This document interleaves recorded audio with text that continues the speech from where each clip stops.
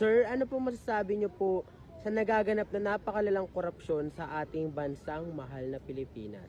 Abay, kung ako tatanungin mo, sir, hindi ako magtataka kung bakit ang dami at malalang korupsyon ngayon. Alam mo kung bakit? Kasi noong panahon ni PRRD, walang korupsyon na nagaganap dahil lahat sila takot kay PRRD. Kaya ngayong administrasyon ni BBM na napakaraming nagutom na buhaya, kaya nagsilabasan sila.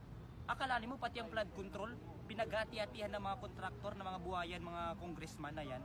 Akalanin mo anak ka lang ng kontraktor, pupunta ka ng iba't ibang bansa, naka-private jet ka pa. Eh yung kinakain mo ay nagkakahalaga ng 759,000. Oo. Tapos yung anak ka lang ng congressman, anak ka lang ng kontraktor, pero pagkayaman-yaman mo, hindi ka na nahiya nag-flex ng mayaman mo, naggaling sa nakaw at kaban ng bayan. Samantalang yung anak ka ng presidente, kapatid ka ng vice president, at kapatid ka ng congressman at mayor, nag-online ceiling ka. Sino yun?